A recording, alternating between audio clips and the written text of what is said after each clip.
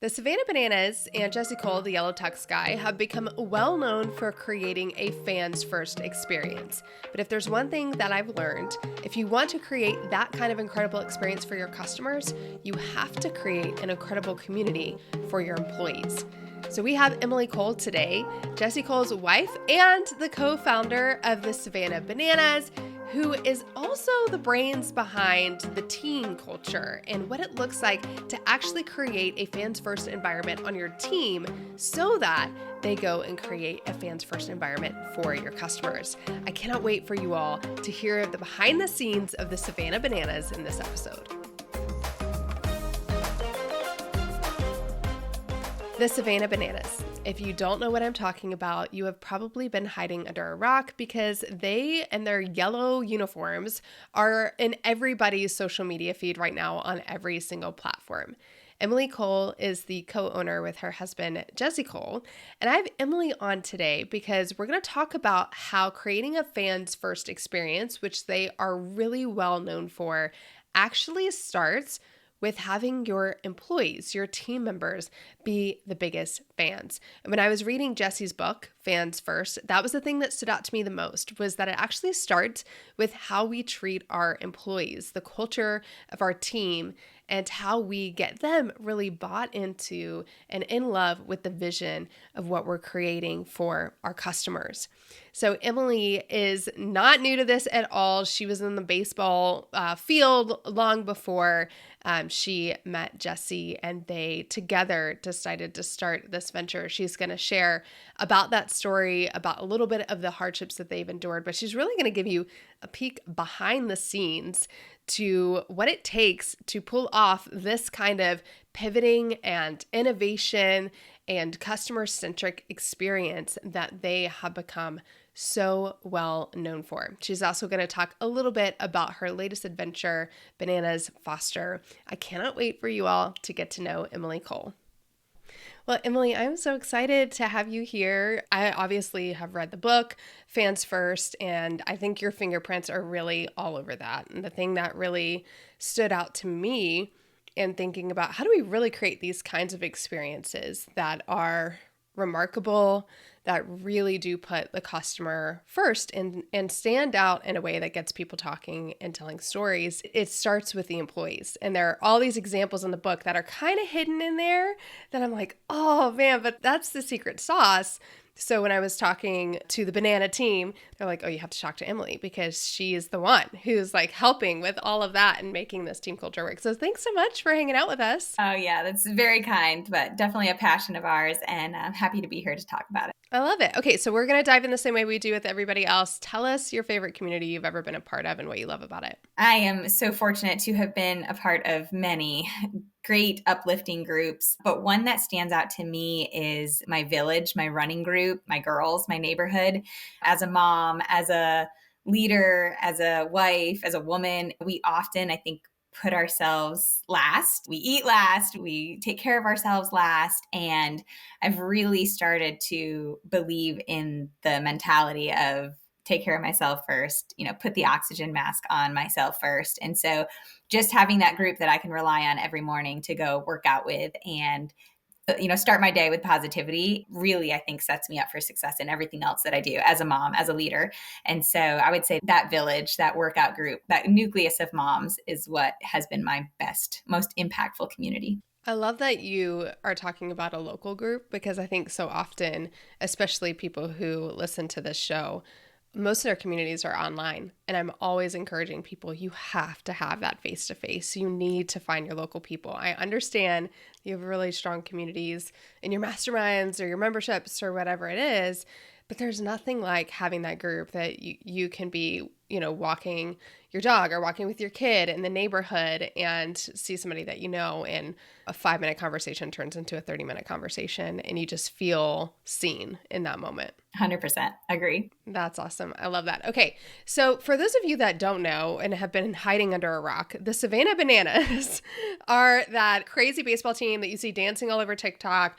Jesse, Emily's husband, and the bright yellow banana tux started out as just like a summer league team that was essentially, when you all took over, there was no team. You all had to build this from scratch, made a huge, huge, huge financial investment to do so, and didn't come at it going, hey, we're just going to play the game of baseball. You came at it going, we're going to create an incredible experience that entertains people who never would go to a baseball game. And what has come from that is not just sold out games, but you've created your own league because you were playing the game. You were trying to play within the rules, which I appreciate. You were trying to play within the rules while still being very entertaining, which was, of course, disrupting the status quo. And so eventually you get to the place where you're like, you know what, we're just going to create our own type of baseball that fits the kind of environment that we want to create, which is fun and fast paced. You have your own rules. You involve the fans in those rules, which I absolutely love. You're trying new things every single game. You're traveling the country now with this show, which I've gotten to see. You all probably already heard that episode, but you can listen to that episode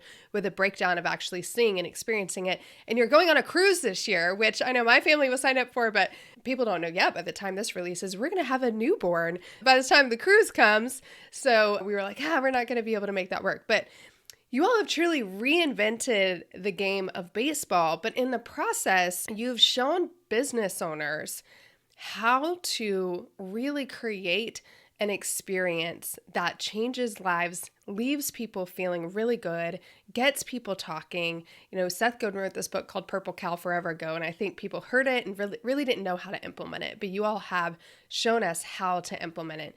But one of the things that I found in reading this book, Fans First, is that there's this little secret sauce behind all of this. And it's this concept of fans first starts with your team. Your team has to be a team of fans. They have to be bought in. They have to have the vision.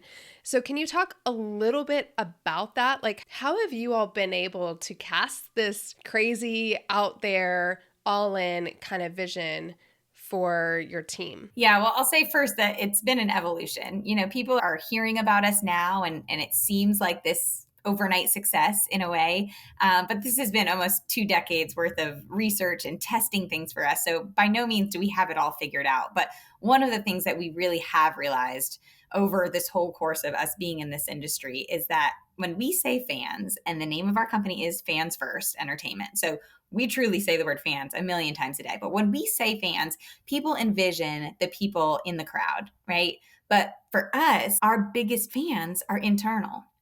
Those are the people who, when we have a new merch design, they want to be the first ones to wear it. When we have a new announcement coming out, they're the ones calling their parents or their husbands or their wives, sharing the news. They're so proud of this brand. Those are our biggest fans. And so we as leaders have to protect that and have to take care of those people, because we can't expect them to go out on the front lines and take care of the fans in the grandstands if they're not being filled up themselves. And so for us, it is always internal first. Those are always going to be our biggest fans. And those are the people that we need to take care of first to then take care of the masses of fans. And it goes beyond mission statement and vision board. I mean, we talk a lot about culture on this podcast because it's one of our 4 pillars in creating a thriving community. But I think, how do you actually integrate culture into a group of people is something that is really challenging. So what does it look like for you all to take what you do for the people attending the games and turn around and make that tangible for your employees? I think it starts really at the beginning, which is bringing in the right people. You know, we can train and do fun things all the time in the office, but if you don't have the right humans to begin with who have that same mentality, it's going to be a struggle. And so we've created a really intense hiring process. I mean, it takes 3-4 months sometimes for somebody to be onboarded. And for multiple reasons. We want to make sure that it's right for us. We want to make sure that it's right for them. And just by going through that intense process, by putting them in these situations, you know, this isn't just send your resume. In fact, we barely even look at the resume. One of the things that we really look for is their future resume. We have somebody write a future resume because we want to know what their dreams are, what their goals are, what are they going to be working on. If you could just create what the next 20 years looks like for you, that gives us some good insight into that person as a human being. And so I think a lot of it starts right in the beginning when we're getting to know those people to make sure that we're going to click from a culture, a personality standpoint. We always say we do the beer and barbecue test. You know, is this somebody that I would want to hang out and talk to at a barbecue? You know, and we bring in like-minded people. And so yes, we have all the fun stuff and the fluff, and I can get to that. But I think a lot of it is in the beginning. There's a lot of intentionality in the kind of people that we're surrounding ourselves with. Once people come in, we really already know them. You know, they've been in the trenches with us. They've always done test games with us. They've done test periods of time where we've worked with them. So when somebody shows up, they're usually not a stranger. Everybody in the office, every single department has kind of cross interviewed and spent time with them so that they've gotten to know them. So nobody's a stranger. So when they come in, they really are part of the family. And we say that. We say, welcome to the family. We say, I love you. You know, there's so many consultants and probably business owners out there that say, don't miss pleasure and work, and don't say I love you to your employees. But that's not how we operate. We operate on a very family-based, friend-based kind of mentality. And so when people come in, they really are part of our family. And so we just treat them like that from the very beginning. And I think that sets us up for success, down the line. And we've been very fortunate. A lot of the people who we launched with in 2015, 2016, they're still there. It hasn't always been the easiest. We've had our rough times. And in the very beginning, we weren't making any money. So people weren't really being paid a lot in the beginning. But I think if you treat the people correctly and you bring in the right people and they're a part of your family, it's a lot easier to stick together when times do get tough. And so that has really set us up for success from a turnover rate and, just an internal culture standpoint. Yeah, you talk about that future resume, which is so cool because it's like their vision needs to align with your vision. And so often in our industry in particular, a lot of people are coming to me because they're like, oh, I'm trying to elevate this person on my team, or I'm really frustrated because this person is in this role, but now they're leaving after 2 years.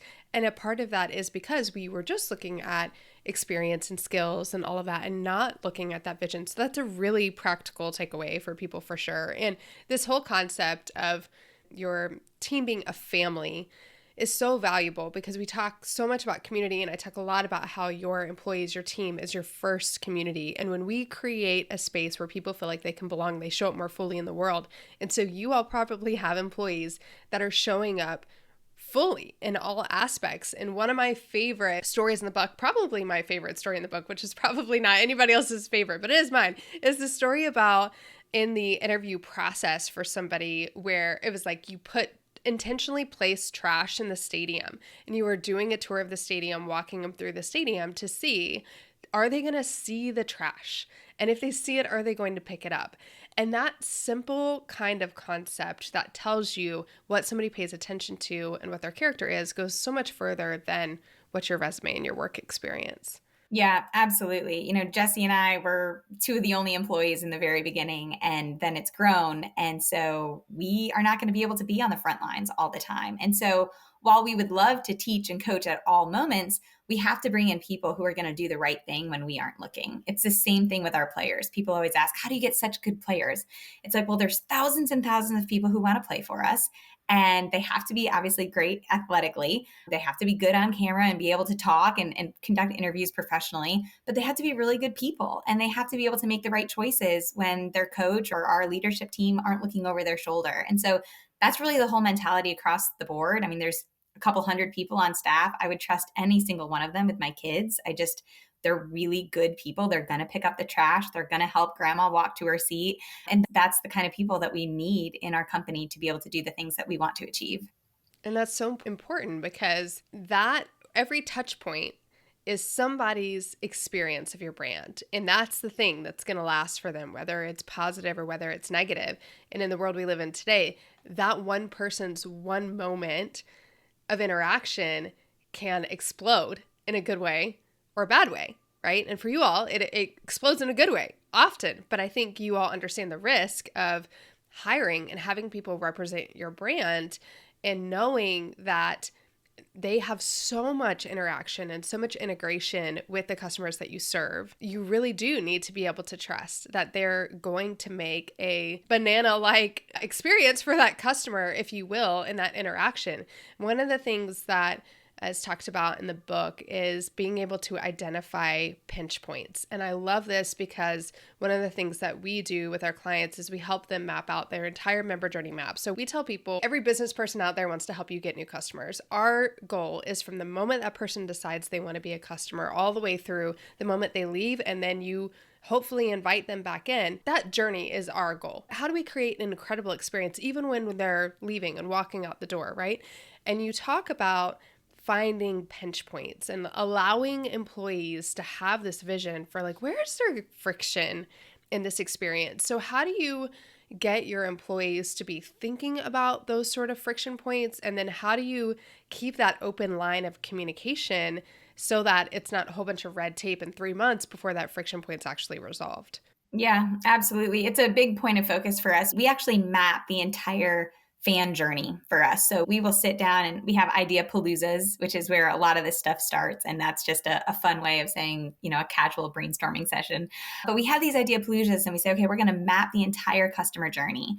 And so what's the first interaction with us? Is it that they find us on social, that they find us on our website? Okay, they want to call. Is the phone number easy to find? And yes, a lot of it is teaching the employees to think like that because maybe they haven't. But the more that we do that as a leadership team, the more that we talk about it and the more that we say, what would the customer think? Would they struggle here?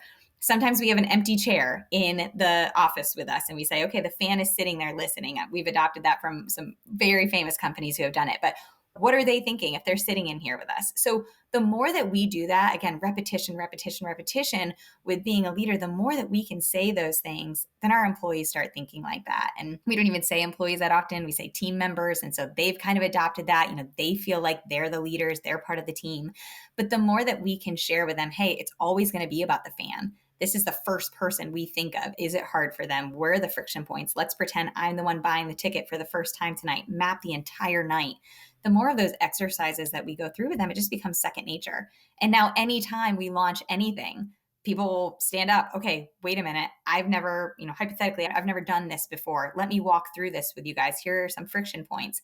And then we start there and we tear it down and we go back to the beginning. We make it easier. So we are constantly going through the evolution of a fan and that whole journey for them and trying to find the sticking points and just make it easier and simpler for them. I love it because there's a lot of intentionality and you're being very proactive about the experience versus waiting on the customer support ticket, which so many businesses are like, well, if we get X number of customer support tickets, then we'll elevate it to a yellow level. And then we get X number gets elevated to a red. And then somebody will finally do something about it, right?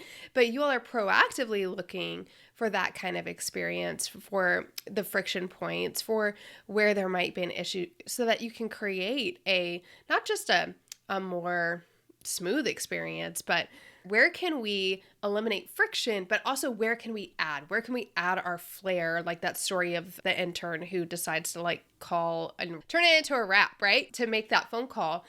And that's one of the things that I think is so important is I was just reading actually on the plane home from our ski trip to Bozeman. I was rereading Seth Godin's book, Tribes, and he talks about the importance of leadership. And how do we not fear leadership from our team members, but how do we encourage it? How do we give them a voice? How do we give them authority and power within the business? And you all talk about how, yes, there's a lot of scripting to the experience, but there's a lot of freedom for team members to add their own flair, if you will. So how do you balance that, the scripting versus I see an opportunity to add flair and giving them the authority to do so? I think a lot of it is preparing them so that when the time comes, they feel equipped to make those decisions. So, we're talking about how fans internally for us are our biggest fans rather than the people on the outside. It's the same thing with sending out information. If we're going to email information to fans about a game, we really need to talk about that stuff internally first to make sure everybody internally understands it. I remember when we actually launched the name, the Bananas, way back in the beginning, we spent 2 days preparing with our staff because we knew that we were going to get ripped apart. We knew that it was not a popular name for some and that the people who were against it were going to be very vocal. So we spent 2 days going through kind of mock phone calls and mock situations where they got yelled at. And then when it actually happened, they felt equipped. They felt ready. They didn't need to put it on hold and go ask a manager for how to answer this question because we had gone through that and prepared them. I think another thing is by keeping it really simple. There's so many distractions in life, but when we say the name of our company is Fans First Entertainment and our mission is Fans First, Entertain Always, when somebody comes in, whether it's employee number 1 or employee number 300, if we say, hey, fans first, you're a smart person. If something goes on, something goes wrong, think about fans first. So when the French fries fall, they don't need to come ask somebody and punch it into the computer to get a new one. They just immediately go get new French fries and hand it to them because that is as simple as it is.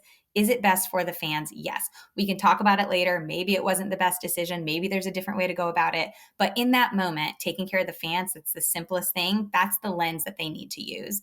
And so I think people have that autonomy, that freedom to make decisions on their own because they've been prepared and because it's simple for how they decide what to do.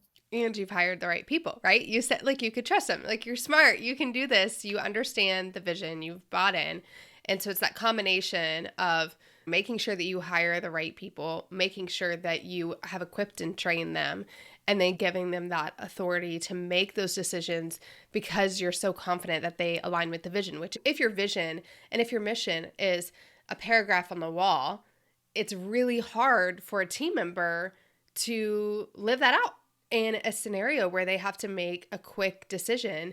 But like you said, if you keep it really simple, this concept of fans first, they have one question to ask: what's best for the fan in this experience? And like you said, you can always go back and you all can talk about it again, communication, talk about it as a team.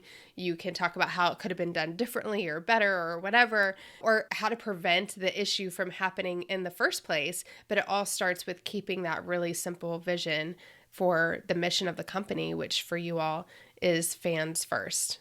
I love that. Yep. Okay, so talk to me about speed to implementation, because when I went to the game in Nashville, I got to talk to Jesse for just a moment after the game because he's so involved. He's there, saying hi to everyone. And he showed me the piece of paper for that game of the new things that they were trying that night, because he does truly live out what he talks about.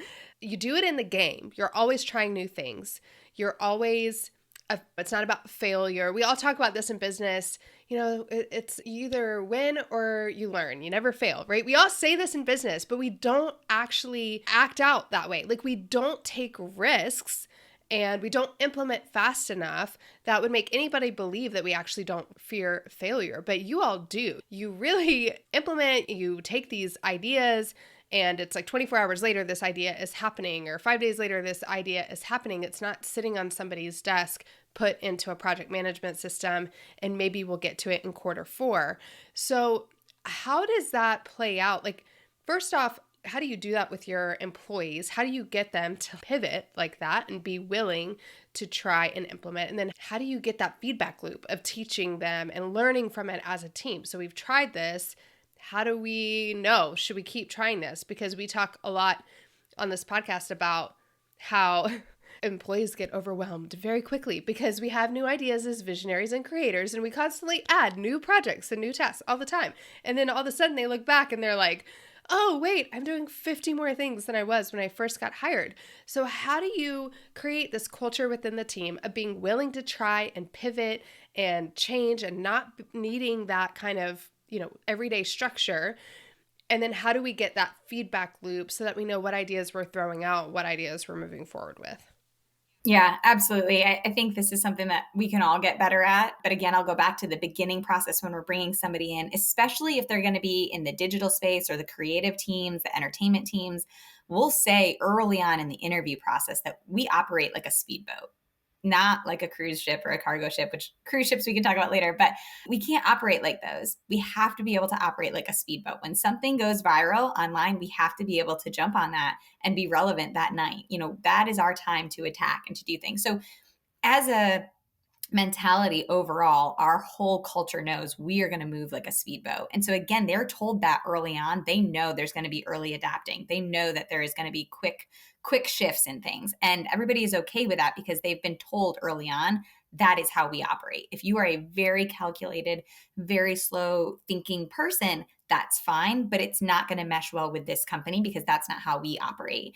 And then I think just by glorifying taking tests and falling on our face and doing things, it gives people permission to fail. So yes, we all talk about how it's good to fail and you'll learn, but we say constantly constraints foster creativity, guys. If we try something and it doesn't work, or we don't have the budget for it, or something horrible happens, that is going to lead to a better solution the next time. And so people aren't really afraid to test things because we know the next time it's going to be even better because we did fail. And so we just have that, again, that mentality of like, hey, it's okay. You failed. A lot of the things that we do, I mean, it's a live event. We call audibles all the time. That's just common phrases in our offices, like call an audible, do something different. In the live entertainment space, that's a pretty common thing. And so if we just give people permission to move quickly and try things, I think that it allows them to really believe in that. Now, I will say, as we've grown, we've got a ton of full-time employees now. We're kind of at that space of, okay, maybe our leadership team is more equipped to move like the speedboat. We're the ones that have to zoom in and make decisions. Maybe everybody else we're teaching, okay, let's try a prototype before we go to the launch. So we are kind of in that space where we're figuring out, do we just tell everybody, hey, pedal to the metal, go on the gas? And we're figuring out at what level, at what layer in the company do you kind of have that privilege of like, just go with it. But again, we're still such a small, close-knit family that there hasn't really been any sticking points there. But I will just say that that can be a friction point of saying, hey, does everybody have permission to just go as fast as you can? Or are there some situations where, hey, we should probably write up a blueprint for this. We should have a prototype. We should think this through before, we push submit. So we're still learning that too, but that's how we look at it right now. Yeah, because you're trying to cultivate an intentional experience. And when you get 30 plus people who are just, they can do whatever they want, right? Then it starts to lose some of that curation. And we talk a lot about throwing spaghetti against the wall to see what sticks. And it's like, yeah, kind of, but that's not what we're doing. Like everything needs to fit under the umbrella of that experience that you've already mapped out and designed. And it can take a while, and it can honestly take a certain level of strategy and understanding and skill set to know how to test something new, but make sure that it still fits within the outcomes that you want for that particular department, that particular team member, and the business overall. Absolutely. Yeah. Okay. So one of the things that I think is fascinating about you all that I don't want to spend a ton of time on because, nobody wants to talk about the time when the world shut down. But I do think that it's important because it impacted you all as a sports team more than it impacted most of us, especially since most of us already worked from home and had digital businesses. And I imagine it required a lot of innovation for you all to keep your team inspired, especially if you all hire a lot of young people. So you have a lot of young people, they're not at home with their families in their traditional neighborhoods. What changed? What did you learn during the process of not being able to come into the office, not being able to do the very thing that your business was created to do that you loved in the traditional way that you all had done it? What did you learn during that time about supporting your employees that has carried through with you now? So much of what you talk about on this show is that community aspect and the connection. And that was something that all of us lost immediately. And so we worked really, really hard to keep that. So as silly as it was, all of our meetings were on Zoom so that we could, or FaceTime, so that we could talk to each other and see each other. We would dress up, everyone, have prizes for the craziest costumes. We would make this special drink and talk about our special drinks that we made. We had to see each other because we are such a connected family that staying in touch and staying close to each other was really important to us. And then the next layer out was doing the same thing with our fans. So by no means are we supposed to be doing some of the things that we did, but in the moment, we did things that helped us connect to our fans. So for example, we made music videos where we would have our fans send in videos to us. We did the song, I'm dancing by myself. We'd have everybody send in a little clip, and then we just kind of mashed it all up and we put it out there. And so all of our fans were sharing this video that they got to be stars in. We were at home dancing by ourselves, not together, but it was a way for us to stay connected to them. So these are not things that were in the plans. These are not things that normally a baseball team would be working on. But for us, it was just so important to stay kind of face to face with these people that those are the things that we focused on. And then from a leadership team, again, keeping the morale up of our people, because back then you didn't know what was coming. And so we did things like go grocery shopping and drop off groceries on each of our people's doorsteps. And so, yes, it was a necessity, but also we would put fun things in there and leave fun notes and do scavenger hunts. And so anything to kind of alleviate that stress and stay connected and keep that candor between us and just keep that fun mentality that we normally had in our office. We worked really hard to continue that digitally and as in person as we could with our fans and our people, our team. You all had gone through a lot of adversity before in starting what became the Savannah Bananas, and a lot of debt, sleeping on the floor, just all of those things that people imagine entrepreneurship is going to be like. For many of us, it never is like that. But for you all, you truly walked through that. Do you feel like having gone through that situation helped prepare you to be more level-headed, if you will, when the world did shut down and it felt for many people like everything was at a loss, that you all were really able to see beyond that moment and go, no, there's a future vision still for us, and we need to keep this team connected and excited about that vision? Yeah, I think as business owners, as parents, we often jump to that worst case scenario. And anytime you can put things in perspective and take a deep breath and take a step back, it is always wise to do, because it is never as big as what it feels like it is in that moment. And so, yes, fortunately, we'd been through adversity before. We were like, no big deal, we can do this. But even if we hadn't been, I think just having that lesson of, hey, take a deep breath, take a moment, we will figure this out. This hopefully is not the end of the world, and we can get through this. That just helped us stay level headed. We were very fortunate, and we counted our blessings every day that we were an outdoor sport. That is forever going to be something that we are grateful for. We'd always cursed rain before.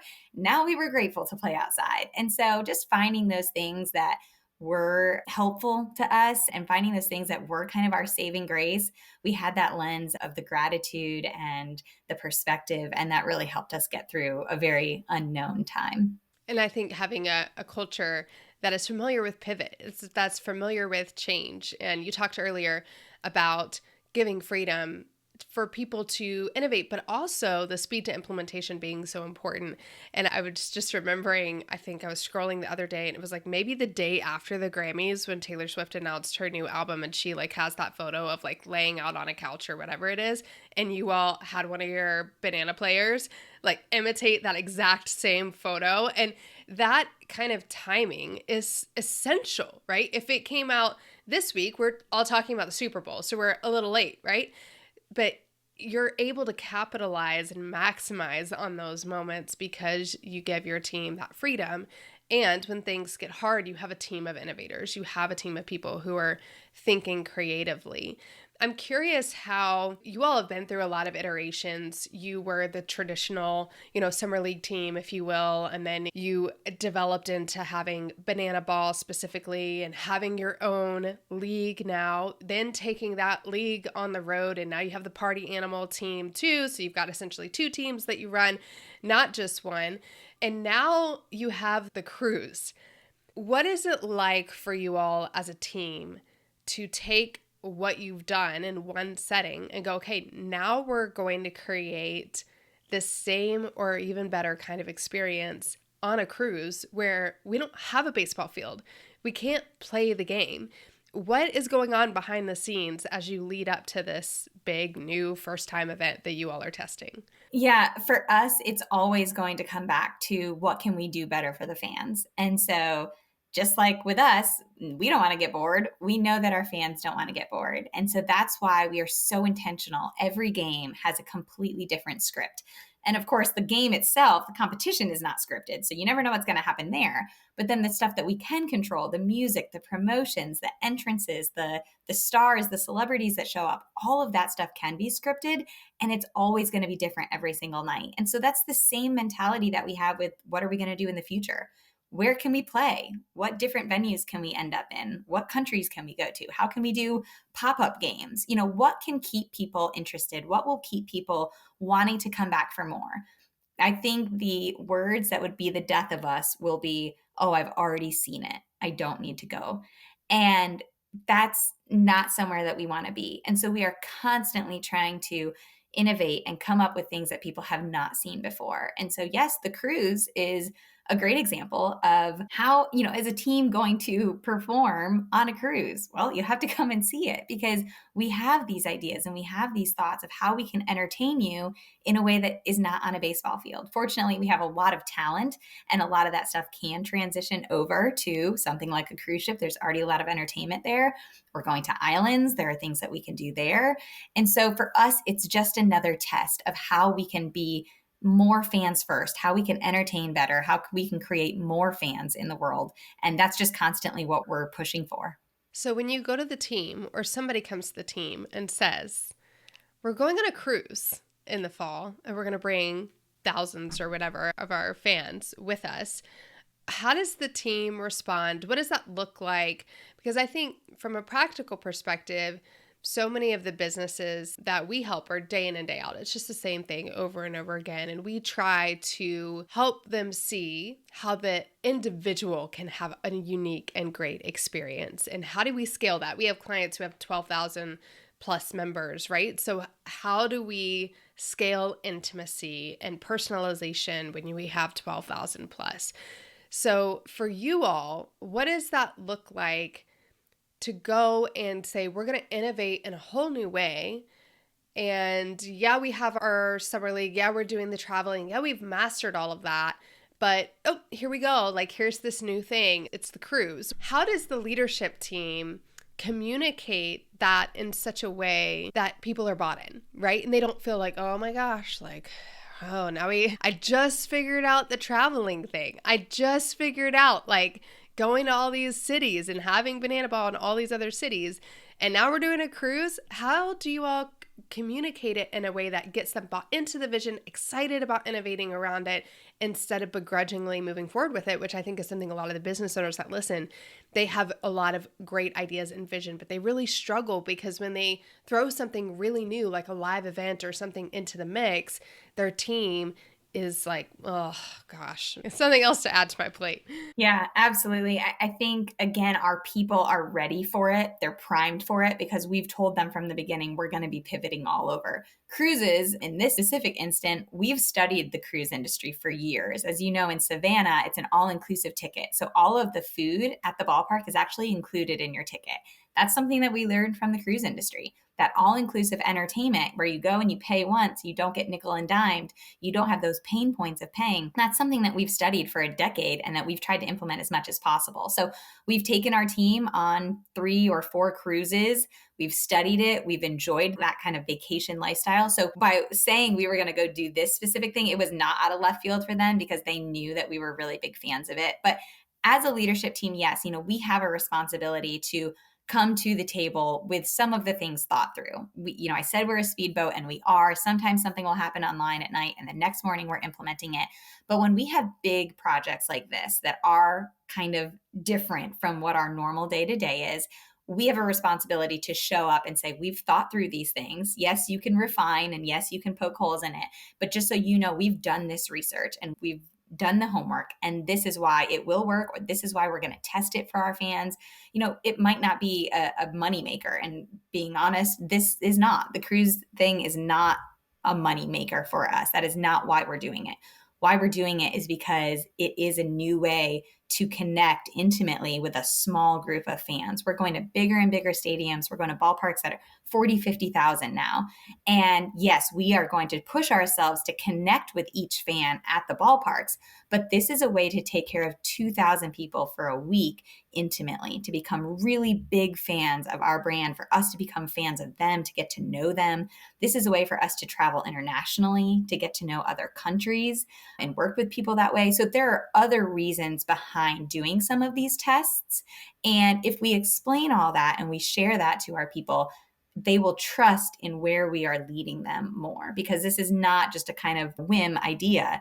this is something that we've thought through. We've worked out some of the numbers. We've had initial conversations. The first time we presented it to the team, we had talking to the major cruise lines. We had information so that we weren't just kind of going in blind. And I think that's our responsibility. Is sometimes we just have idea paloozas and we word vomit things and it comes out, and that's natural and that's fine. But then other times when there are big movements in the company, we have to step up and be leaders and say, hey, we have thought about this and this is why we're moving in that direction. I love that clarity of it's not just a curveball, right? You've been really intentional. You've done the work. You're coming to them with justifications that they can see how it fits.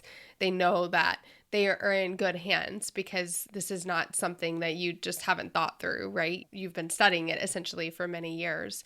But yeah, I really appreciate that space for the ideas, the space for just say and do whatever comes to mind.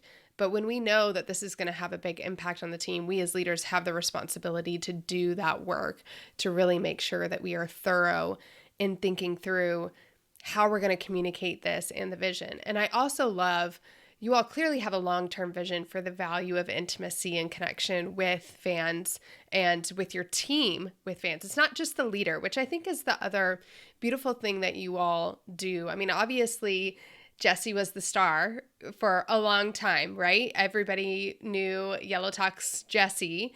But over time, you all have really built a connection with the players, a connection with many other voices that are on the team. And that's something that people struggle with. And that vision that you all have for that, and going, okay, we're going to do this cruise, but if this is not a profit center for us, which can be hard for a business owner, but we don't expect to profit from this, from the cruise in the short term, but we know long term that this is going to benefit the business, the bottom line, but it's going to benefit us because of that deeper connection that we have with our fans, and that our fans have not just with Jessie anymore, right, but with the players and the team. So can you talk a little bit about how you all have over time been able to transition? We talk about passing the torch of influence, but Jessie had all of this influence and clout, if you will, and he's been able, especially through social media, to sort of pass that torch to other team members, other players. Can you talk a little bit about how intentionally or maybe unintentionally that's happened for you all? Yeah, it's very intentional. And for anybody who knows Jessie, I'm like pulling him off the field or like pulling him off the mic because it is his biggest passion. He wants to entertain people. He wants to share. And that is a beautiful thing as a leader. But he and I and our president, everybody on our leadership know that if Jessie is the only voice, the company is not set up for success. We cannot ride on his coattails forever. He cannot be the only idea generator. And so way back when, we've really adopted that whole, we have to bring in more voices. There have to be more cast members who people want to see. And that's really one of the ways that we program our entire show now is we think about every single person who could be in that audience and we say, who do they want to connect with? So you think about, okay, all the little boys, maybe they want to play Major League Baseball when they get older. They want to connect with the athlete. They want to be the baseball player that's out on the field. Not everybody in the audience wants to be that guy. Not everybody in the audience can even imagine doing some of the athletic things that those guys can do. But maybe they love music. So maybe they connect with our Bananas pet band. Maybe it's a little girl who loves princesses, so she loves Princess Potassia. Maybe it's a grandma who's taken her kids to the game and she sees the Bananas, our senior citizen dance team, out there dancing on the field. And so we are very intentional on who we program in our cast and say, we need to make sure that everybody connects with somebody. And so all those people are our Mananas, which is our dad bod cheerleading squad. It's like our middle-aged guys with, the beer belly. Everybody in the audience can see themselves in somebody who's on the field. It's not just Jessie. It's not just the really great shortstop who's out there who everybody wants to be. It's that we can connect with everybody. And so at the end of the game, when people are asking for selfies and autographs, they're finding each of those people because they see themselves in that person. And so we're very intentional that Jessie is not the only person in the limelight. It's a lot of other people who can connect with our fans because it just broadens our demographics. It just helps other people feel included in this Fans First Bananas family. And that's always going to be our goal, is just creating more fans, helping more people feel that positivity and that connection. And so, yes, he started as the voice. He did every job in the very beginning, but we have definitely branched out and made sure that is kind of being spread around to multiple people.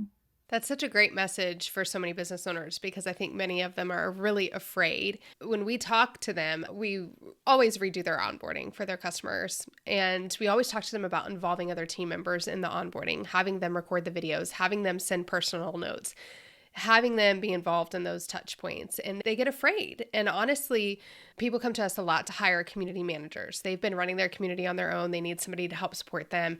And they feel like it's nobody can do it like them, right? And we talk a lot about the importance of the connection points that can be made, those shared experiences, those uncommon commonalities that they will find with other team members that lead to so much connection. And when they do, when they start to involve other team members without the fear of what happens when that team member turns over one day, the connection gets stronger, their retention goes up. It's a much better experience. But as leaders, I think it is really challenging for them to think about passing the mic off. Like, with Jesse, he probably wants to do it because he's passionate about it, not because he doesn't believe his team is capable of it, but he's so passionate about it. He loves it. That's where he gets really lit up. But I love that you all are so intentional about going, actually, we know that we're serving a very wide audience and that they're not all going to connect with Jesse. They're not all going to connect with, the dancing shortstop or whatever it might be.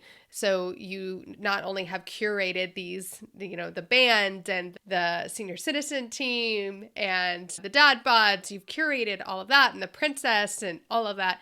You integrate the fans in as well so that they feel like they are really part of the experience, which you're always listening. You're always listening for what the fans are saying. But I think the Nashville game was the first game that you all had introduced the fan challenge, where there was a fan that could throw a thing on the field and challenge and really actually have an impact on the game. That's how far you all are willing to go to integrate the fans and make sure that they feel connected. And I think that is so important and valuable.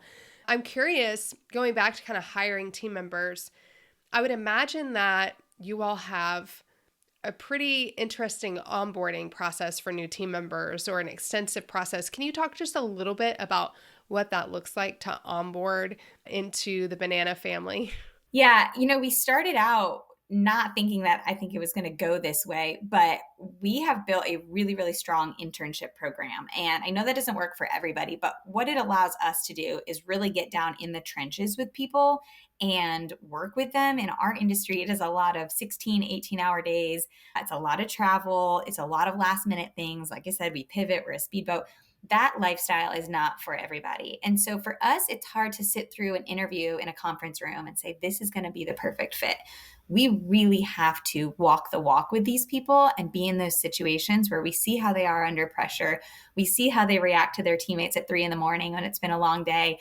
Those are the types of kind of tests that we put out there for people. And so the onboarding is a really long process, but it almost always includes them working with us for a certain amount of time. Our internship program has gotten really strong. So those people are with us for probably 3 or 4 months. And so them and we get a great grasp of if this is going to be a right fit. Sometimes it's on their side and they're saying, I can't live this lifestyle. Totally understand and respect that. But a lot of times it's on ours saying, hey, we saw X, Y, and Z. Let's work on those things, or it's not going to be a right fit at the end of this. Even if it's not an intern, even if it is somebody coming in at a higher level or, a different full-time position, we have to make sure that we see them in action and then they see us in action. So a really crucial part of the onboarding experience is not just that we send them a test drive that they can do over the computer. It's actually flying them to multiple places, seeing them interact with our fans, seeing them interact with our staff, going back to that human thing. How do they treat the waitress? How do they just act? How do they live in our world? And that's a huge part of that onboarding experience for them and us to make sure that it's going to be a good long-term fit. I love that you do that because so many people, when we talk about hiring, we talk about essentially 90-day trial periods, if you will. But I feel like so often the employer team member in that 90 days isn't really doing the job that they're going to be doing, right? We're kind of nervous about allowing them to take on full responsibility. We're nervous about actually getting them into the community to allow them to interact with the community. But what you're saying is no, do that faster, essentially, because we need to see what this interaction is going to look like for them to make sure that this role is a great long-term fit for them, and for us to make sure that they are a great long-term fit for the role and for the team and the community that we have built internally. So I love that. And it's not something that you can do with just a test project. Sure, that can be a part of your hiring process. Go for it. Make sure that they have the skills and ability that they need. But sooner rather than later, we actually need to get them doing the work that they are essentially signing up to do at the capacity that they are signed up to do it, so that we know, yeah, this is actually aligns with them, with their lifestyle. They can hang, right? And we like them and we enjoy working with them and we see in them the qualities of somebody that we want to work with long term. It is always worth the investment for us to fly people down and keep them in a hotel for a week, 2 weeks. We understand they still have another life that they have to go back to. So we're respectful of that. Sometimes it's a couple weekends in a row, but we do all of that prior to the offer. Because yes, the 90-day thing can work in a lot of situations, and we still do that too. We do check-ins every 30 days, but we really want to do all that stuff before they've committed to us and moved their life or moved to Savannah. There's a lot of tests that we do prior to the offer. Yeah, that makes so much sense. Okay, before we wrap up, I want to talk just a bit about Bananas Foster, because as an adoptive mom to another adopted mom, I love that you have started this. So can you talk about how, first off, just tell people briefly what Bananas Foster is, and then how you've taken this fans first mentality and applied it to what you all are creating with Bananas Foster? Yeah. So as we've grown over the last couple of years, we know that we have this immense platform, and with that comes great responsibility. And so while we are always out there creating positivity in the world and having fun and making silly videos, we wanted to do something that made more of an impact. And Jesse and I are foster parents. And so that has always been really close to our hearts. And so looking at the demographics of our fans, we've got a lot of kids, we have a lot of families, we care a lot about foster care. Our team is really good with little kids. We had this idea just kind of stirring up of how can we mesh these worlds together? And then, of course, as he does at 3 o'clock in the morning, Jesse woke up with the name Bananas Foster. And from there, it was just the perfect solution for how we could kind of combine all this together and make a great impact in the world. So we have created this nonprofit to align with our company, the Bananas, in being this positive force. And so a lot of nonprofits are wonderful, but they focus on things like fundraising or fixing certain problems. We try to do that too, but our main focus is the positive part. So we are celebrating people in the foster care world who are already doing amazing things, but we probably don't know about them because they're unsung heroes. And it's just a topic in society that we don't talk about a lot. So we're now shouting from the rooftops about some of these superstars and celebrating them. And then while we're doing that, we're educating and inspiring other people to get involved. So the goal is to create a wait list of foster families in this country. We are very far from that goal being reached, but we like having big goals.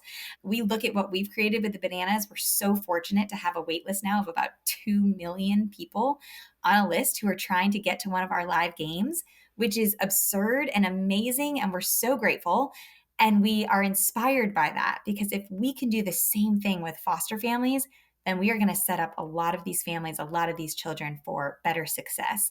Right now, we have children coming into foster care, and we are kind of just placing them wherever there's an open bed, something that a lot of people don't know about, don't talk about. Sometimes they end up in group homes or in a hotel by themselves or on a cot in the DSS office.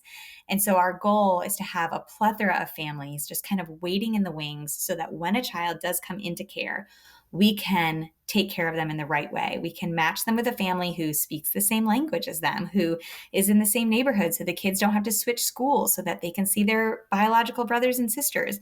So we believe if we have a wait list of families, we will set up the whole system for better success by putting kids where they should be to kind of ease that trauma as they're going through that phase of their life.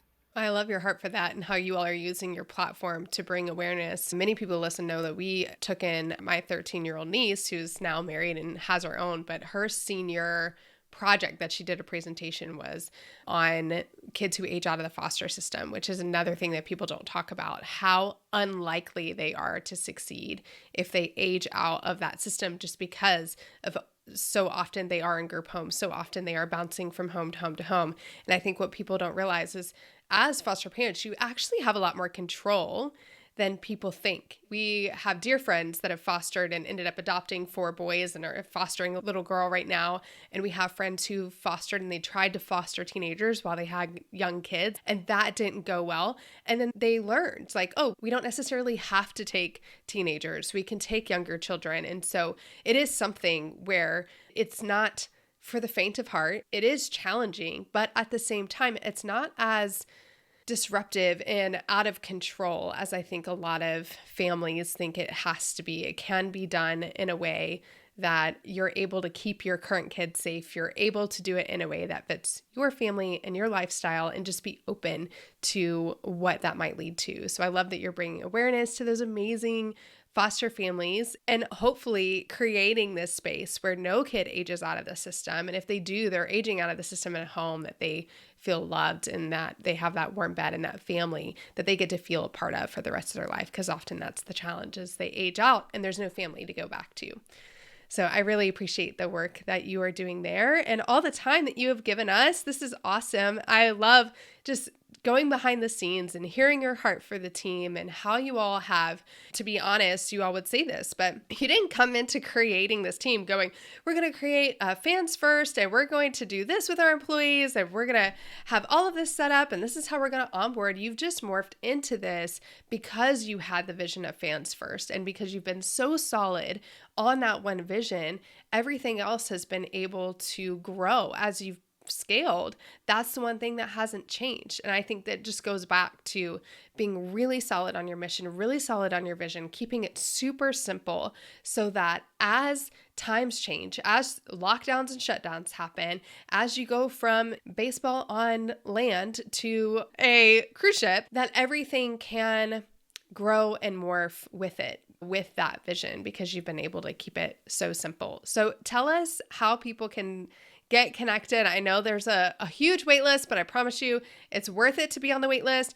I bet it's a lot easier to get on the cruise right now. So if you haven't experienced it, how can they get on the cruise? How can they find out about the wait list? And I also want you to just tell people the website to learn more about Bananas Foster as well. Yeah, so the websites are pretty simple. We try to make it easy for people to know. So thesavannahbananas.com is our main website. bananasfoster.org is the nonprofit. And then Bananaland at Sea is our new venture for this fall for going on the cruise. And then, of course, all the social media handles, just look up the Savannah Bananas and you'll find us. But we're out there if you look. Yeah, just look for the players in yellow outfits dancing on the mound, or the umpire. Yeah, the umpire as well dancing. And you'll know that is the Savannah Bananas. Well, Emily, thanks so much for hanging out with us. Absolutely. Thank you.